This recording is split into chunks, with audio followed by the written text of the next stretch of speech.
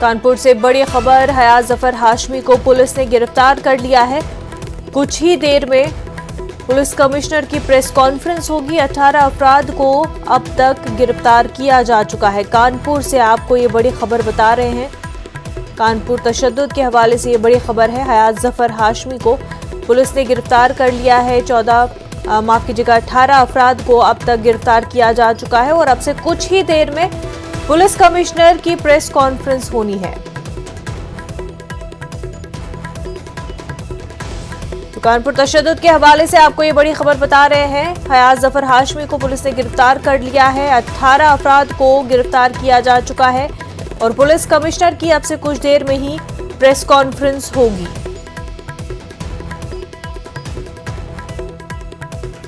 आपको बता दें, कानपुर में कई जगहों पर तशद्दुद बरपा हुआ था। इस हवाले से पुलिस ने कार्रवाई की है। नमाज जुमा के बाद कानपुर में ये तशद्दुद भड़क उठा था। पथराव भी हुआ था। आपको बता दें, दो फिरकों के दरमियान जो है कानपुर में कई जगहों पर तशद्दुद भड़क उठा, पथराव हुआ और इसी सिलसिले में हयात जफर हाशमी को पुलिस ने गिरफ्तार कर लिया है। 18 अफराद को गिरफ्तार किया जा चुका है और इस हवाले से अब से कुछ देर में ही पुलिस कमिश्नर की प्रेस कॉन्फ्रेंस होगी।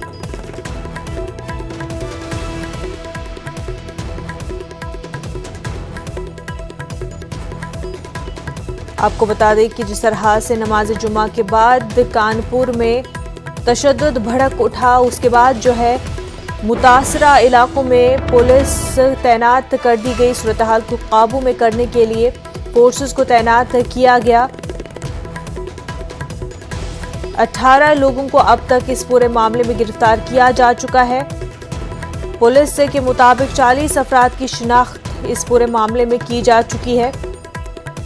दर्ज एफआईआर के मुताबिक 350 नामालूम अफराद के खिलाफ भी केस दर्ज किया गया है। आपको बता दें कि कल मुस्लिम कम्युनिटी के कुछ लोग कानपुर के परेड स्क्वायर पर बीजेपी तर्जुमान नुपुर शर्मा के खिलाफ एहतजाज में दुकानें बंद कराने की कोशिश कर रहे थे। तो कल नमाज जुमा के बाद कानपुर में जैसे ही बंद का ऐलान हुआ तो सड़कों पर हुजूम देखा गया, लोग जमा हुए। इस बीच तशद्दुद भड़क उठा, पथराव भी हुआ। बीजेपी तर्जुमान नुपुर शर्मा के खिलाफ एहतजाज में दुकानें बंद करने का ऐलान किया गया था, कोशिश की गई थी और इसकी मुखालफत में तशद्दुद भड़क गया, पथराव हुआ। बड़ी तादाद में लोग सड़क पर जमा हुए और इस हवाले से अब तक 18 लोगों की गिरफ्तारी हो चुकी है। नुपुर शर्मा ने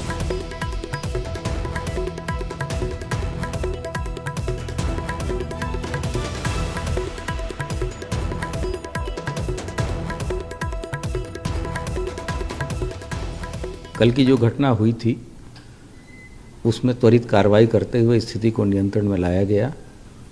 अब वहाँ जितने भी उपद्रवी हैं और उस उपद्रव के पीछे जो षड्यंत्रकारी हैं उनकी पहचान वहाँ जो उपलब्ध वीडियो है उसके जरिए कराया जा रहा है। इन उपद्रवियों की पहचान होगी, इन पर गैंगस्टर की कार्रवाई होगी, इनकी संपत्तियों को भी जब्त किया जाएगा और अगर कोई अवैध निर्माण इत्यादि या अवैध कब्जा इन लोगों ने कर रखा होगा कहीं तो उसका ध्वस्तीकरण भी कराया जाएगा, सभी नियमों का पालन करते हुए। इसके अतिरिक्त जो मुख्य इसमें जिन लोगों ने भड़काया है लोगों को, उनके विरुद्ध उनकी भी पहचान हम लोग कर रहे हैं। कुछ लोगों की पहचान हो भी चुकी है और इसमें कठोर से कठोर कार्रवाई शासन के द्वारा अमल में लाई जाएगी। इसके अतिरिक्त वहाँ सेक्टर स्कीम लगाया गया है। मुख्यालय से भी 3 एसपी स्तर के अधिकारी कमिश्नर ऑफ पुलिस को उनके लॉ एंड ऑर्डर ड्यूटी के लिए दिया गया है। कुछ गस्टेड ऑफिसर, डिप्टी एसपी तथा अन्य पुलिस बल मेरठ जोन के द्वारा भी, कानपुर जोन के द्वारा भी उनको उपलब्ध कराया गया है। वर्तमान में वहाँ पूर्णतः शांति है तथा जो शांति व्यवस्था बनाए रखने के लिए इच्छुक लोग हैं उनके द्वारा भी अपील की जा रही है। कुछ ऐसे धर्मगुरुओं के साथ भी बदतमीज़ी की गई। ये स्पष्ट दर्शाता है कि षड्यंत्रकारी किसी भी हालत में माहौल को ख़राब करना चाहते हैं, तो उनके लिए स्पष्ट निर्देश है कि उनकी जो साजिश है हम सफल नहीं होने देंगे और ऐसे उपद्रवियों के विरुद्ध कड़ी से कड़ी कठोर कार्रवाई कानूनी तरीके से की जाएगी। हमारे नुमाइंदे संदीप सविता इस वक्त हमारे साथ जुड़ चुके हैं। संदीप, इस पूरे मामले में 18 लोगों को गिरफ्तार किया गया है। मजीद क्या कार्रवाई हुई है और इलाके में अभी किस तरह की सूरत हाल है? देखिए मुनज्जा, जिस तरह से ताजा अपडेट ये है कि अब तक 36 लोग गिरफ्तार हो चुके हैं और 45 लोग जो है नामजद किए गए हैं इस FIR में, जिसमें गंभीर धाराओं पर मुकदमा दर्ज है। वहीं जो संख्या पहले अज्ञात की FIR दर्ज की गई थी उसमें 350 थी और अब 1000 लोगों पर अज्ञात के रूप में FIR दर्ज की गई है। जिस तरह से पुलिस तेजी से इस पर काम कर रही है, उसी तरह से इस मामले में ये भी खबर मिल रही है कि हयात जफर हाशमी को गिरफ्तार कर लिया गया है।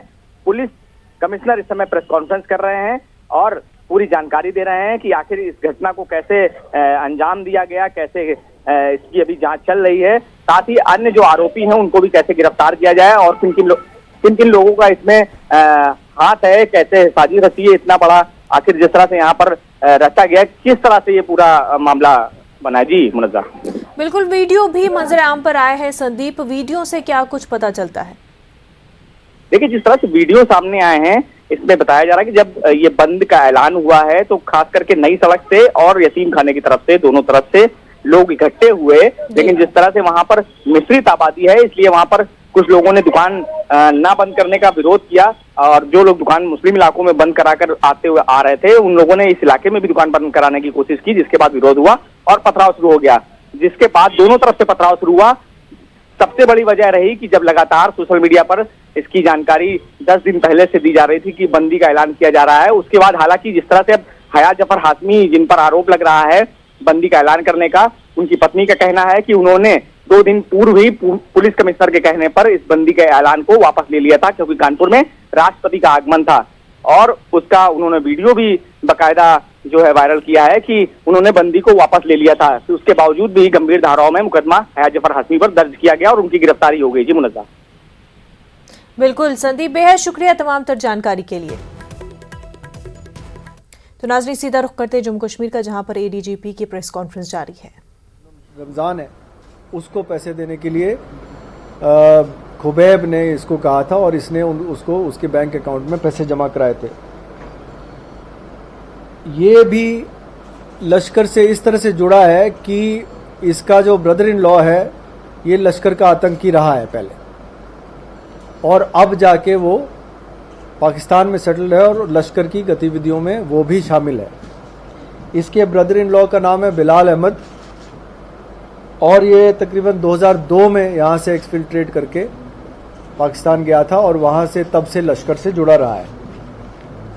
इसी कड़ी में खुबैब की जो मॉड्यूल है जो यहाँ पे काम कर रही है, उसमें एक और शख्स जिसका नाम है निसार अहमद खान, ये भद्रवाह का रहने वाला है, इसको भी गिरफ्तार किया गया है और इसने अपनी पूछताछ में ये भी बताया कि वो खुबैब के साथ मोबाइल के ज़रिए, सोशल मीडिया ऐप के ज़रिए टच में था और इसने दिसंबर और जनवरी में कुछ IDs बेली चराना के इलाके से ले जाके डोडा में किसी को हैंडओवर किए थे।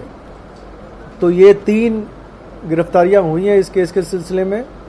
तफ्तीश अभी रवा है और इस केस में मज़ीद 2 IEDs जो है, जो छोटे वाले मैग्नेटिक बॉम्ब्स हैं, जो जिसको स्टिकी बॉम्ब भी आप कहते हैं, इसको भी रिकवर किया गया है इनके डिस्क्लोजर पे। बाकी बैंक अकाउंट्स वगैरह की डिटेल की एनालिसिस की जा रही है और इस तफ्तीश के दौरान जो भी हमें तथ्य सामने आए हैं, हम और भी मजीद जो केसेस हैं, जो मिसाल के तौर पे रजौरी के केस है, उसकी भी कुछ लीड्स हमें मिल रही हैं जिस पे हम काम अभी कर रहे हैं।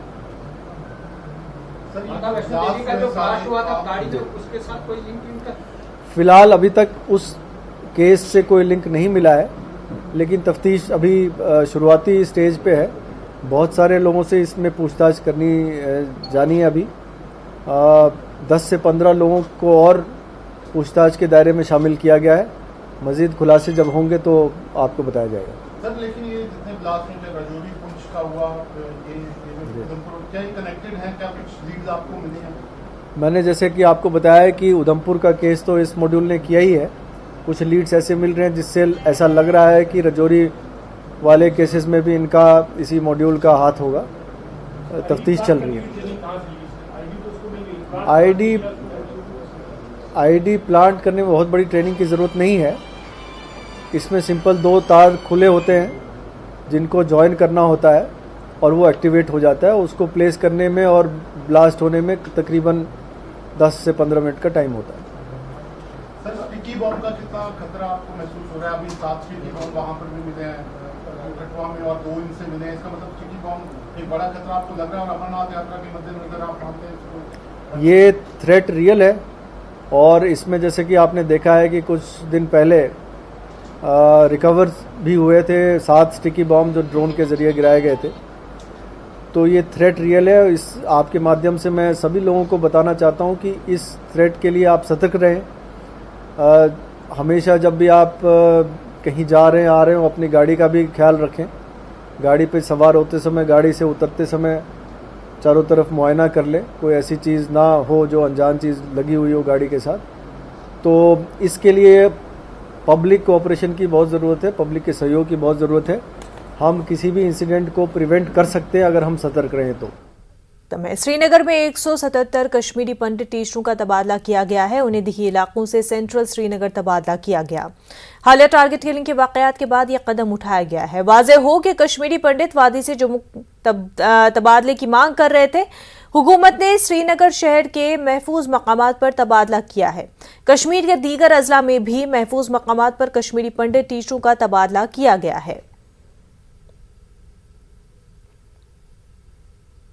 पीएम पैकेज के मुलाजमीन की ट्रांसफर लिस्ट को सोशल मीडिया पर वायरल कर देने के मसले पर इजहार तशवीश किया गया है। बीजेपी के तर्जुमान अल्ताफ ठाकुर ने आज कहा कि सोशल नेटवर्किंग साइट पर वायरल की जा चुकी पीएम पैकेज मुलाजमीन की ट्रांसफर लिस्ट ने इन मुलाजमीन के लिए खतरात को मजीद बढ़ा दिया है। अल्ताफ ठाकुर ने न्यूज़ 18 से बात करते हुए कहा कि इससे टारगेट किलिंग्स में इजाफा होगा। सरकारी हुक्मनामे को वायरल करने वाले अफसरों पर सख्त कार्रवाई करने की उन्होंने मांग की है।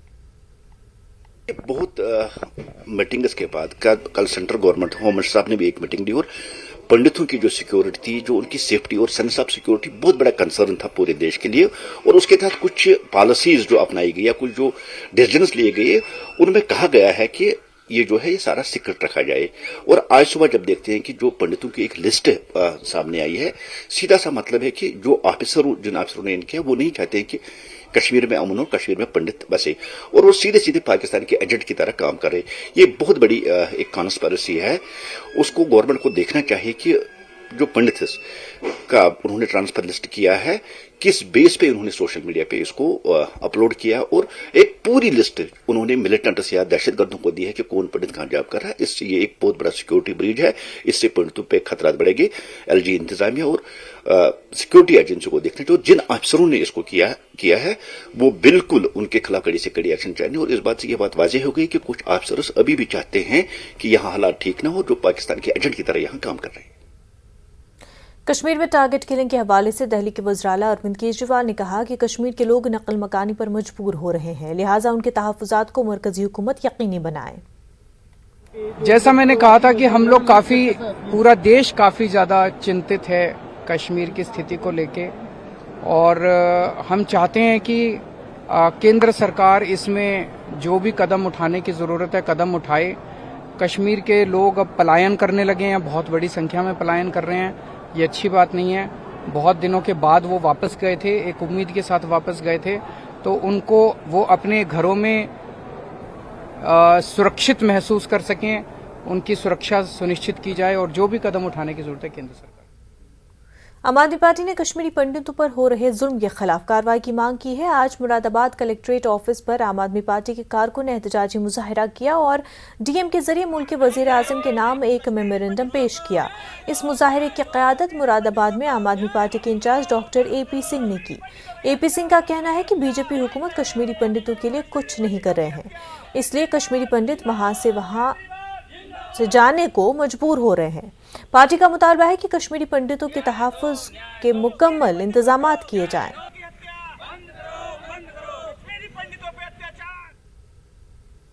दिल्ली में जमात इस्लामी हिंद ने प्रेस कॉन्फ्रेंस की। इस मौके पर जमात इस्लामी हिंद ने कश्मीर में टारगेट किलिंग की मजम्मत की। जमात इस्लामी हिंद ने वाज़े अल्फाज में कहा कि कश्मीर पर सियासत नहीं होनी चाहिए। हुकूमत की जिम्मेदारी है कि खौफ की फ़ज़ा ख़त्म करे। माइग्रेशन को लेकर भी जमात ने अपने मौक़िफ़ रखते हुए कहा कि सिर्फ हिंदू ही नकल मकानी नहीं कर रहे हैं, दूसरे भी कर रहे हैं। हमारे मुल्क की एक रियासत जो फुल फ्लेज स्टेट नहीं है, अब यूनियन टेरिटरी हो गई है। 5 अगस्त 2019 के बाद से वो यूनियन टेरिटरी हो गई है। तो जम्मू एंड कश्मीर, वहाँ पर जो रिसेंट वायलेंस हो रही है और पिछले 1 महीने में जिस तरह से टारगेटेड क्लीनिंग हुई है, वहाँ जमात इस्लामी हिंद इन वाक़यात को, इन इंसिडेंट्स को बहुत स्ट्रांगली कंडेम करती है।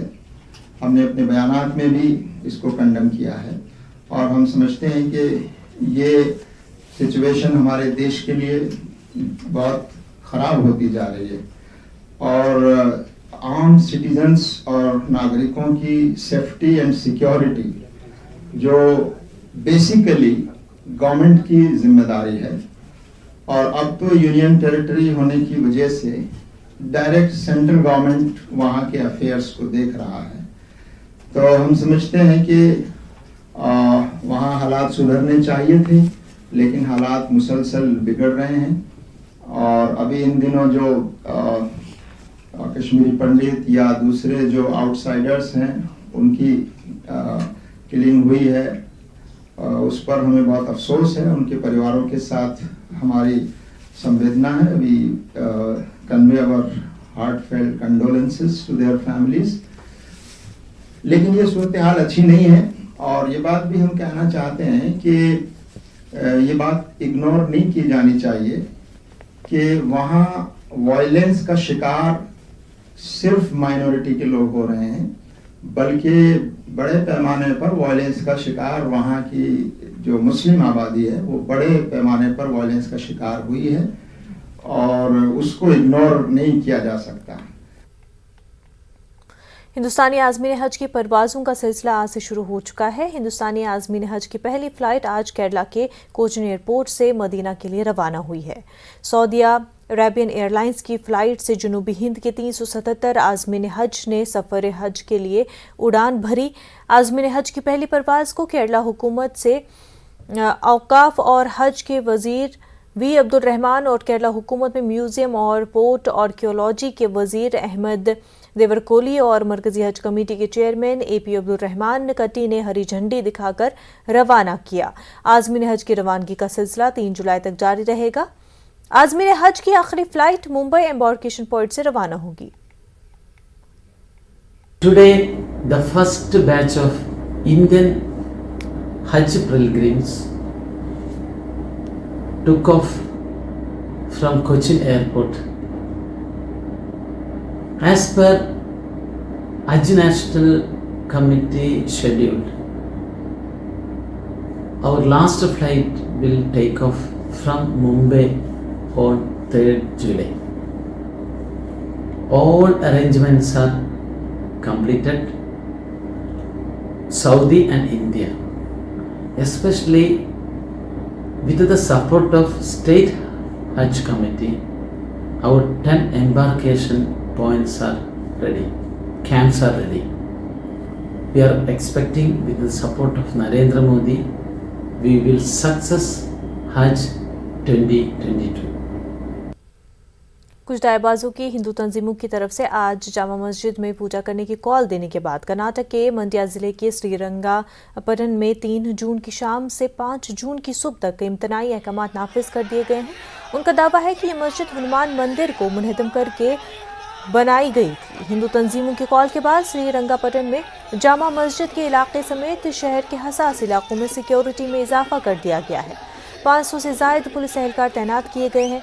4 चेक पोस्टें लगाई गई हैं। SPN यतीश की मौजूदगी में आज सुबह यहां रूट मार्च भी निकाला गया।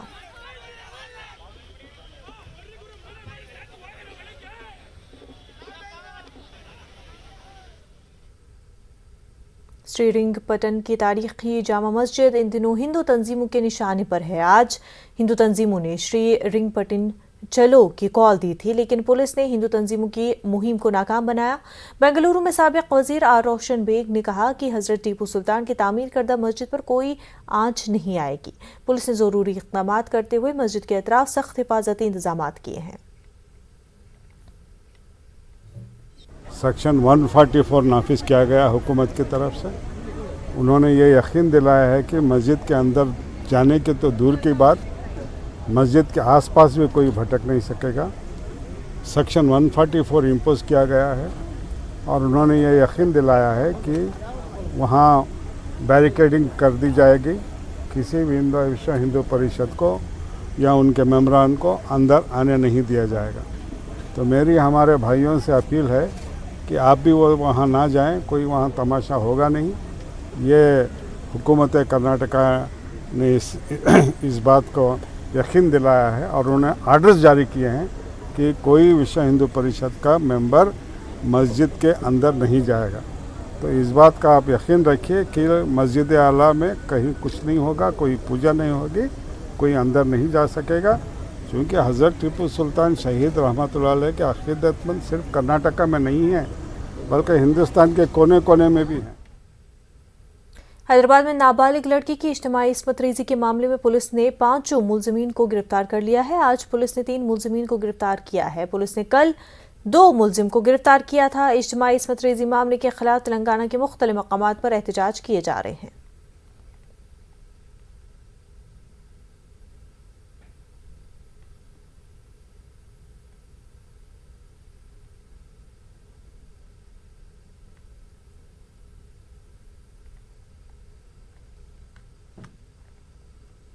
पीपल्स कॉन्फ्रेंस के सीनियर लीडर और साबिक राज्यसभा मेंबर नज़ीर अहमद लावे ने महकमे तालीम की जानिब से कश्मीरी पंडितों के तबादलों के अहकाम सोशल मीडिया पर वायरल होने पर तशवीश का इजहार किया।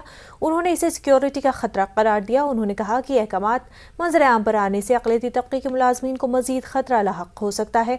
उन्होंने इसे महकमे की लापरवाही करार दिया है। जितनी मजम्मत जो एजुकेशन डिपार्टमेंट है, मुझे लगता है कि इनके जो ऑफिसर्स हैं उनको देखना पड़ेगा, सरकार को देखना पड़ेगा कि ये जो सिक्रेसी होनी चाहिए, जो जिसी का आर्डर भी होगा उसको सिक्रेटली होना चाहिए। सोशल मीडिया पर क्या ज़रूरत डालने की थी, या उनको दिमाग काम नहीं करता है ताकि हम जो अफसर जो है लोग खुश हो जाएंगे। लेकिन जो डायरेक्टली जो कश्मीरी पंडित हमारे जो डायरेक्ट टारगेट बन जाएंगे, उनको बचाने का कौन काम करेगा?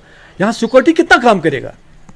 आप बार बार हम बोलते हैं कि सिक्योरिटी काम नहीं करती है, सिक्योरिटी एजेंसीज काम नहीं करती है, वो कितना काम करेंगे जब हम खुद अपने लोगों को टारगेट बनाएंगे। लिहाजा एजुकेशन डिपार्टमेंट को पूरी तरह देखना चाहिए सरकार को, उसमें क्या कौन से लोग बैठे हैं, मजम्मत करनी चाहिए उन लोगों को। हम मजम्मत करता हूँ उस एजुकेशन ऑफिसर को जिन्होंने ये ऑर्डर जो है सोशल मीडिया पर डाले। उससे हमारे जो भाई है, जो कश्मीरी पंडित है या कोई भी है, उसकी जो लाइफ है वो थर्ड पर लगी हुई है और उसको कभी भी टारगेट बना सकते हैं। बुलेटिन में फिलहाल इतना ही। हमें दीजिए इजाजत। आदाब।